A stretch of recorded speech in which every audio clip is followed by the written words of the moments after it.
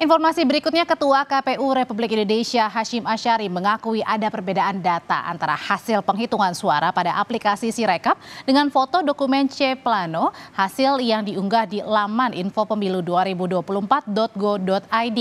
Hasyim meminta maaf kepada publik atas ketidaksesuaian antara data formulir hasil di TPS dengan hasil yang tertulis di Sirekap.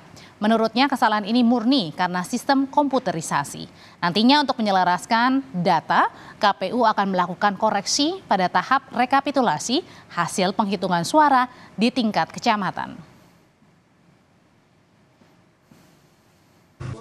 Bahwa ada kelemahan-kelemahan tentu kami akan segera koreksi dan kami mohon maaf kalau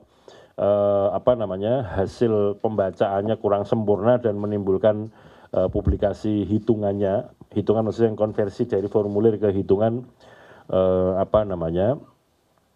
belum sesuai. Sekali lagi pada intinya kami ini di KPU masih manusia-manusia biasa yang sangat mungkin salah, tapi kami pastikan kalau yang salah-salah.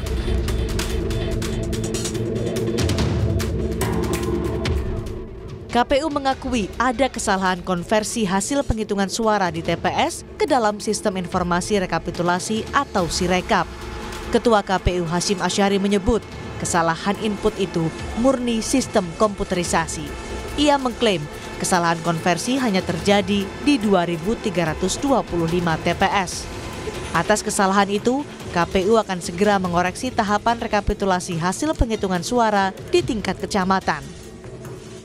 Katakanlah misalkan ada formulir C hasil plano yang diunggah, ada yang salah hitung atau salah tulis, nanti juga akan kita koreksi.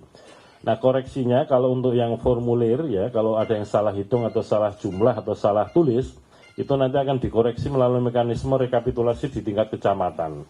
Dan nanti formulir hasil rekapitulasi tingkat kecamatan, formulir D, itu juga akan diunggah di dalam Sirekap, sehingga nanti siapapun bisa ngecek ulang apakah formulir-formulir yang katakanlah sekiranya atau seandainya ditemukan yang salah hitung atau salah tulis sudah dikoreksi atau belum di mekanisme rekapitulasi di tingkat kecamatan.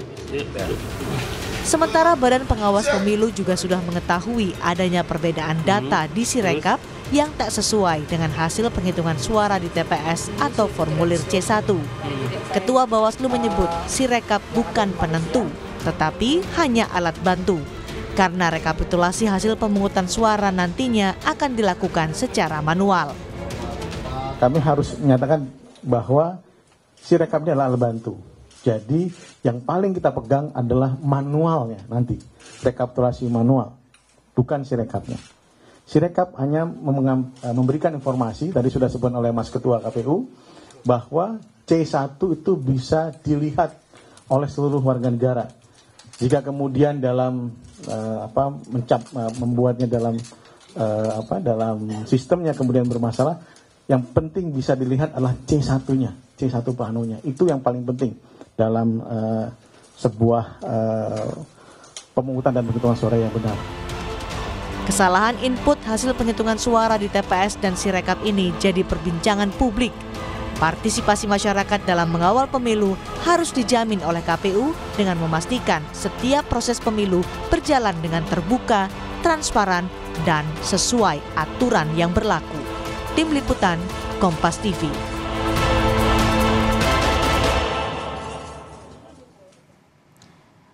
Sementara peneliti Perludem menyebut kesalahan input di Sirekap adalah sebagai ketidaksiapan KPU menggunakan teknologi. KPU diminta untuk menyelesaikan masalah Sirekap dan menjelaskan secara jelas kepada publik soal kesalahan input agar tak memicu ketidakpercayaan publik pada hasil pemilu.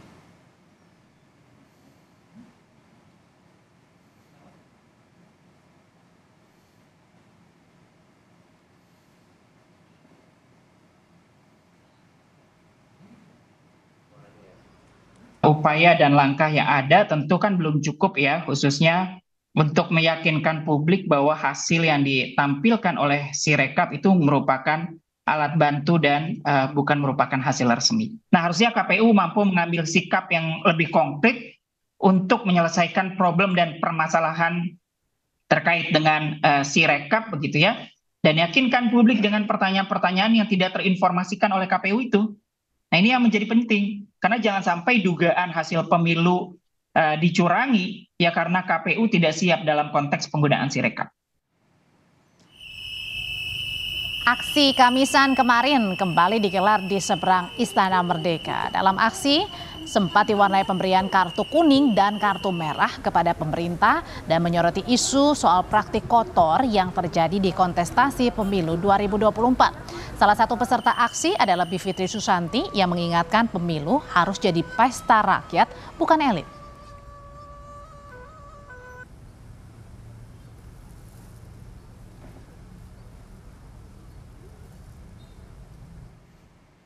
Pesta sebenarnya yang elit doang.